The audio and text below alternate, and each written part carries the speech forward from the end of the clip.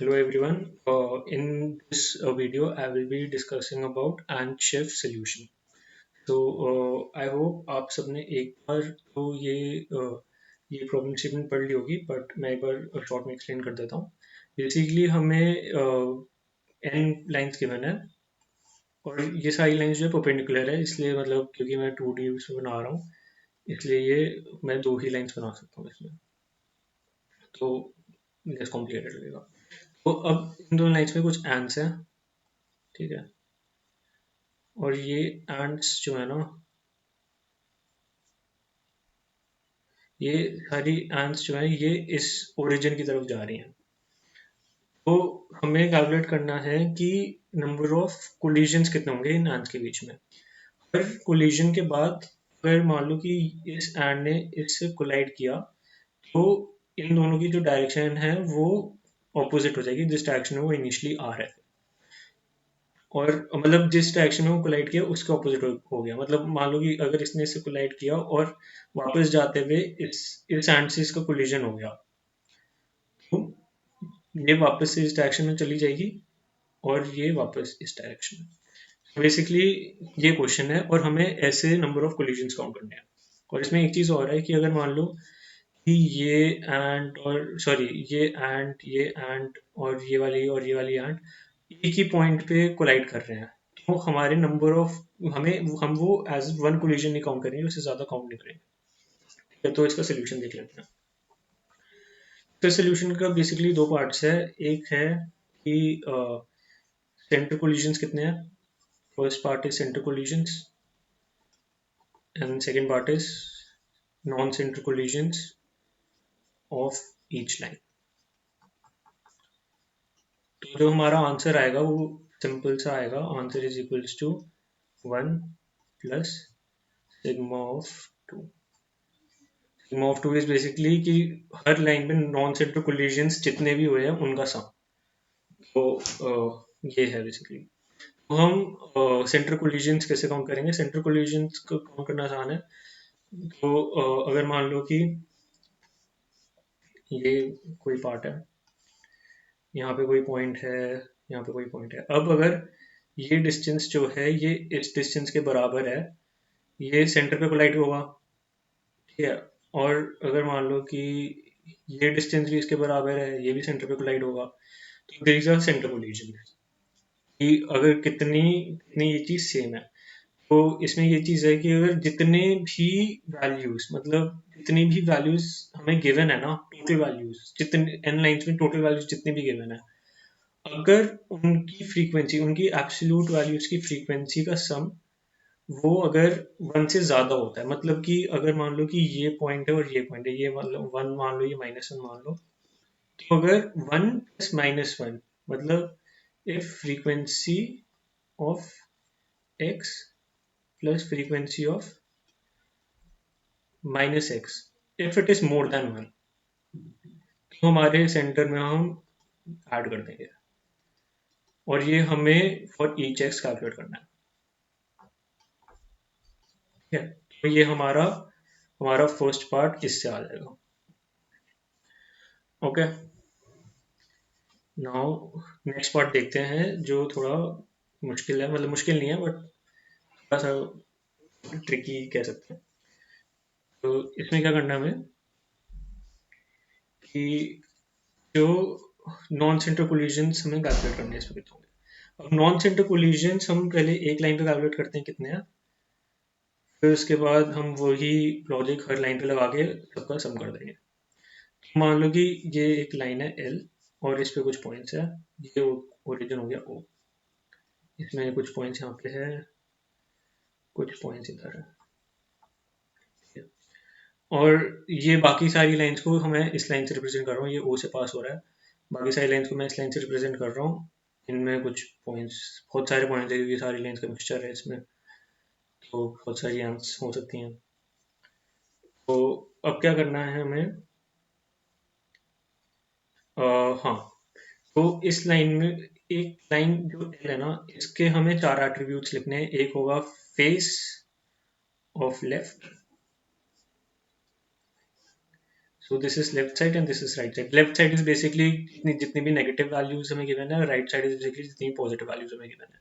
Negative values positive की तरफ जाएगी, मतलब लेफ्ट टू राइट, और पॉजिटिव वैल्यू नेगेटिव की तरफ जाएगी, मतलब कि left to right, left sorry right to left. ठीक है. तो face of left will be जो लेफ्ट साइड में सबसे आगे वाली आंट है, मतलब नेगेटिव साइड में जो सबसे ज्यादा बड़ी वैल्यू है. और इसकी जो पावर ऑफ लेफ्ट है वो होगा number of values which are on the left side. ठीक है. तो इस केस में 4 हो गया. और face of right will be ये वाली वैल्यू जो सबसे आगे इस तरफ जा रही है, सबसे आगे, और ये सारे इस तरफ जा रहे हैं और ये सारे इस तरफ जा रहे हैं, तो ये दोनों होगी फेस वैल्यूज. और ये हो गया इसका पावर ऑफ राइट. तो हम पहले, अब ये पावर ऑफ आर भी है थी. अब इसमें अब हम पहले इन दोनों की वैल्यूज कंपेयर करेंगे. हमें तब तक ये करना है इस लाइन के लिए जब तक ये दोनों वैल्यू जीरो नहीं होती. ठीक है. तो पहले हम कैलकुलेट करेंगे, पहले हम इन दोनों को देखेंगे कि कौन सी वैल्यू छोटी है. So if mod of L is less than mod of F of R. ठीक है. मतलब कि अगर ये वैल्यू, इसकी एब्सोल्यूट वैल्यू इसकी एब्सोल्यूट वैल्यू से छोटी है, मतलब ये जो डिस्टेंस है ये इस डिस्टेंस से अगर कम है, तो फिर इसके पास दो ऑप्शन है, या तो ये ओरिजिन पे कोलाइड हो जाए या फिर ये इससे कोलाइड हो जाए. ठीक है. ओरिजिन पे कब कोलाइड होगा कि अगर कोई इसकी बराबर का डिस्टेंस, कोई पॉइंट होगा यहाँ पे या यहाँ पे, इन दोनों जगह पे कहीं एक पे कोई पॉइंट होगा जिससे कोई तभी ये ओरिजिन पे कोलाइड होके वापस जा सकता है. अगर नहीं है कोई ऐसा पॉइंट तो इसको इससे ही कोलाइड होना पड़ेगा ओरिजिन के इधर. अच्छा. अगर ये ओरिजिन पे कोलाइड होता है तो आंसर क्या होगा? Answer will be plus equal to, अगर ओरिजिन पे कोलाइड होता है अगर, तो answer will be plus equal to PL minus one. क्योंकि हमें ओरिजिन का कैलकुलेट करने की जरूरत नहीं है, क्योंकि वो सेंटर कोलिजन है और सेंटर कोलिजन हम ऑलरेडी कैलकुलेट कर चुके हैं. ठीक है. बार बार हमें कैलकुलेट करके हमारा आंसर गलत हो जाएगा. ओके. तो ये हो गया अगर सेंटर पे कोलाइड होता है तो. और अगर सेंटर पे नहीं होता, हम्म, अगर सेंटर पे कोलाइड नहीं होता तो क्या करना है? सेंटर पे कोलाइड नहीं होता तो इससे कोलाइड होना पड़ेगा. अब इससे ये, क्योंकि ये डिस्टेंस से छोटा है तो यहाँ पे कहीं कोलाइड होना चाहिए ये. ठीक है. लॉजिकली देखें तो ये यहाँ पे कहीं कोलाइड होना चाहिए, तो ये नॉन सेंटर कोलिजन है. इस नॉन सेंटर कोलिजन के बाद अच्छा सॉरी, एक चीज और रह गई इसमें. इस केस में इन चार एट्रीब्यूट्स पे क्या फर्क पड़ेगा वो चीज देख लेते हैं. इन चार एट्रीब्यूट्स पे ये फर्क पड़ेगा कि अगर ये सेंटर से कोलाइड होके वापस जाता है और फिर इससे कोलाइड होता है, तो बेसिकली ये ये वाला पॉइंट अब इसका पाथ फॉलो करेगा. तो हम फेस ऑफ एल को अपडेट करेंगे इसकी पिछली वाली इंडेक्स पे. So F of L will be minus minus, मतलब पिछली इंडेक्स पे हो गया. वैल्यू माइनस नहीं हो रही, इंडेक्स माइनस हो रही है. ठीक है. इसका ध्यान रखना. और power will be minus minus. ठीक है. ये दोनों चीजें होगी. और नेक्स्ट चीज, हाँ, सेकेंड पार्ट इज कि हाँ, अब अगर सेंटर पे कोलिजन नहीं होता तो क्या होगा? तो उस केस में answer will be plus equal to, एक कोलिजन यहाँ पे हो रहा है और एक कोलिजन ये P of R minus one यहाँ पे हो रहे हैं. एक दो तीन. ठीक है. तीन, चार पॉइंट्स टोटल है, तीन यहाँ पे हो रहे हैं और एक यहाँ पे हो रहा है, तो बेसिकली पी ऑफ आर ही हम ऐड कर देंगे. और लेफ्ट राइट पे क्या फर्क पड़ेगा? इस पे कोलाइड होके तो बेसिकली अब ये इसका पाथ फॉलो करेगा. ठीक है. इसका पाथ फॉलो कर रहा है अगर, लेफ्ट की वैल्यू तो यहाँ पे भी सेम ही रहेगी, मतलब ये चीज सेम इधर, दोनों में ये कंडीशन सेम है. बस हमारा नॉन सेंटर और सेंटर में यही डिफरेंस है कि यहाँ पे ये ऐड हो रहा है, यहाँ पे ये ऐड हो रहा है. बस ये चीज हमें हर लाइन के लिए कैलकुलेट करनी है, तो हमारे पास हमारा फाइनल आंसर आ जाएगा. ओके. सो अब ये हो गया कि अगर इनमें से पी एल और पी आर दोनों अगर मोर देन जीरो है. अब अगर एक जो है एक जीरो हो जाता है, तो अगर मान लो कि पी एल जो है जीरो हो गया, पी एल जीरो हो गया, बट पी आर जो है अभी भी, इसमें पी आर की value is more than zero. P R की वैल्यू इज मोर देन 0, तो हम देखेंगे पी आर की वैल्यू मोर देन 0 है, तो मतलब जितने ही पॉइंट है सारे इधर जा रहे हैं, और ओरिजिन के बाद तो हमें कंसिडर नहीं करना क्योंकि उनका तो कुछ हो नहीं सकता, वो तो निकल गए।